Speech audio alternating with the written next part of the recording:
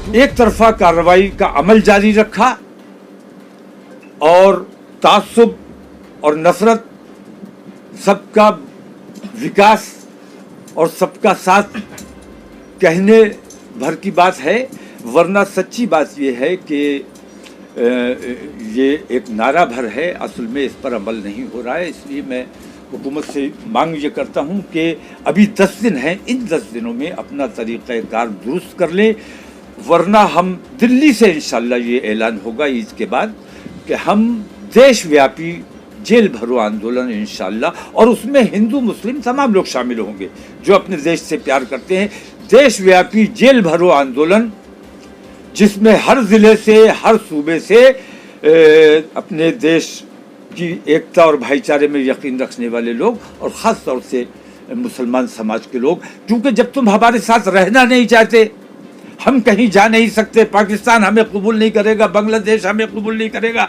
China हमें कबूल नहीं करेगा, हम कहाँ जाएं? हुकूमत हमारी बात सुनेगी नहीं, हमारी बात मानेगी नहीं। कोर्ट में हमें इंसाफ की अब उम्मीद नहीं रही। कोर्ट से जिस किस्म के फैसले आ रहे हैं, मैं देख रहा हूं कि कोर्ट को नजरअंदाज कर दिया गया है, जुर्म किया है, ऑन दी स्पॉट फैसला हो रहा है, किसी पर इल्जाम लगाया गया।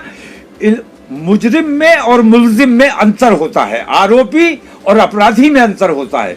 तो आरोपी के घर पे बुलडोजर चला देना ये अन्याय है। इस किस्म के अन्याय अगर इस हुकूमत में होते रहे तो इस देशव्यापी जेल भरो आंदोलन को रोकना हुकूमत के बस की बात नहीं। और जिस दिन मुसलमान सड़कों पर आएगा उस दिन फिर किसी के कब्जे में नहीं आने वाला है, ये समझ लिया जाए। तो मैं हुकूमत को चेतावनी देता हूं, खास तौर से नरेंद्र मोदी सरकार को मैं चेता देना चाहता हूं कि अगर उन्होंने अपने इस तरीक़ेकार को फौरी तौर पर दुरुस्त नहीं किया और उनकी खामोशी, तुम सबके प्रधानमंत्री हो, तुम्हारे मुल्क में इस किस्म की बेईमानी हो रही है और तुम खामोश हो, मूक दर्शक बने हुए, अंधे और बहरे बने हुए, ऐसा लगता है तुम महाभारत के धृतराष्ट्र हो।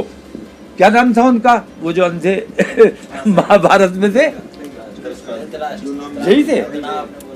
तो धृतराष्ट्र की वजह से ही अगर धृतराष्ट्र अंधे और बहरे न बने रहे होते और वो तमाम बेईमानी न देखते रहे होते तो महाभारत ना हुई होती। और अगर नरेंद्र मोदी धृतराष्ट्र की भूमिका से बाहर नहीं आए तो हिंदुस्तान में भी महाभारत होने से कोई बचा नहीं सकता, क्योंकि आतंकवादियों के हौसले बहुत बुलंद हैं और पुलिस और प्रशासन और हुकूमत का सहयोग उनको बराबर मिल रहा है। ये देश के लिए बहुत घातक और बहुत खतरनाक बात है।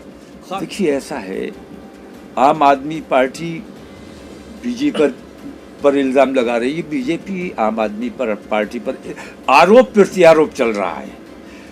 जो गिरफ्तार हुए हैं, बीजेपी कहती है कि वो आम आदमी का कार्यकर्ता है, आम आदमी वाले कहते हैं और फोटो दिखाते हैं कि ये बीजेपी का कार्यकर्ता है, बीजेपी का समर्थक है। लेकिन जिन लोगों को भी गिरफ्तार किया गया है, जबरदस्ती की गई है। मस्जिद के सामने रोजे की हालत में जब हम थे और ऐन रोजे के वक्त पर, जिस वक्त मुसलमान बेचैन होता है कि जल्दी से अजान हो जाए और हम रोजा खोल लें, मुसलमान के ऊपर ये इल्ज़ाम लगाया जा रहा है कि पहले से प्लान किया हुआ था, उन्होंने दंगा करना था। मुसलमान अगर प्लान किए हुए होता तो कुछ हथियार होते उसके पास। पत्थर फेंकना मजबूरी है। जब हम पर हमला आवर होगे तो अपनी हिफाजत के लिए, अपनी मस्जिद की हिफाजत के लिए हमें कुछ ना कुछ तो करना पड़ेगा। मैं आम हिंदू के ऊपर इस बात को रखना चाहता हूँ और आम हिंदू अपने दिल में, अगर वाकई तुम अपने भगवान में आस्था रखते हो, राम में आस्था रखते हो, हनुमान में आस्था रखते हो, हम तो हनुमान बराह रास्त कहते भी नहीं, मर्यादा पुरुषोत्तम के साथ हम हमेशा राम का नाम लेते हैं, जो आम हिंदू भी कभी नहीं करता है ये काम। मैं कहता हूं कि हनुमान जी, हनुमान चालीसा पढ़िए।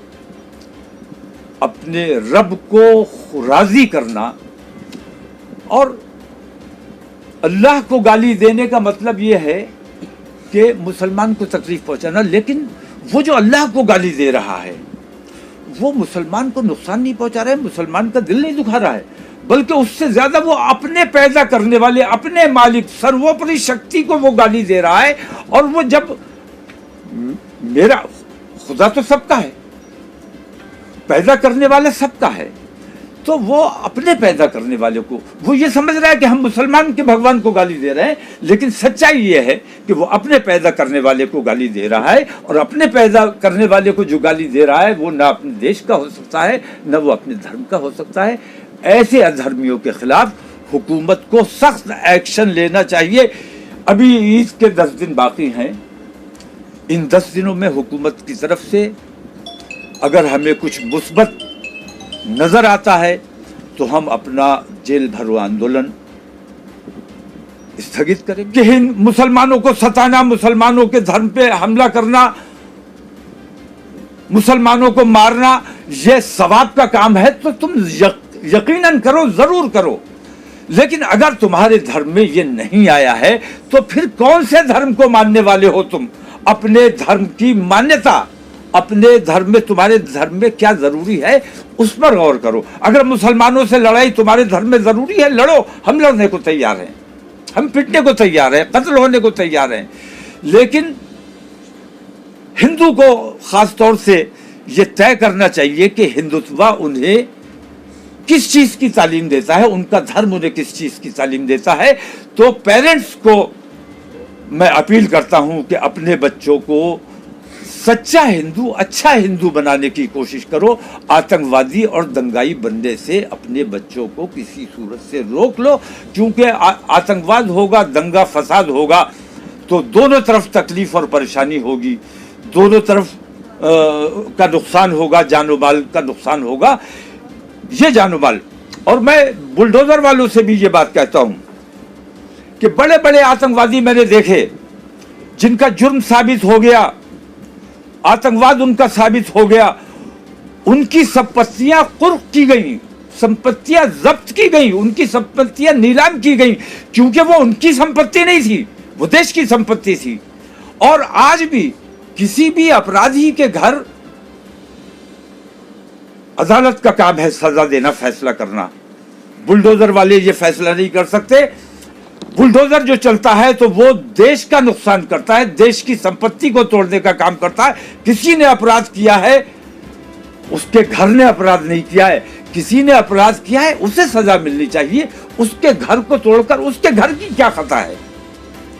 तो किसी के घर पे बुलडोजर चलाने का मतलब यह है कि आप अपने देश पर बुलडोजर चला रहे हैं, और जो देश पर बुलडोजर चला रहा है वो देशद्रोही है और कानून अपने हाथ में ले रहा है, कानून शिकनी कर रहा है, और कानून के खिलाफ जो काम कर रहा है उसके खिलाफ तमाम हिंदू मुसलमानों को मुत्तहिद होकर खड़ा होना। तो दोस्तों, कैसी लगी आपको ये जानकारी हमें कमेंट करके जरूर बताएं। वीडियो को लाइक और अपने दोस्तों के साथ शेयर करें, और अगर आपको हमारे चैनल की वीडियोस अच्छी लगती हैं तो हमारे चैनल को सब्सक्राइब करके बेल आइकन को दबा लें, ताकि आप हमारी किसी भी वीडियो को मिस ना करें।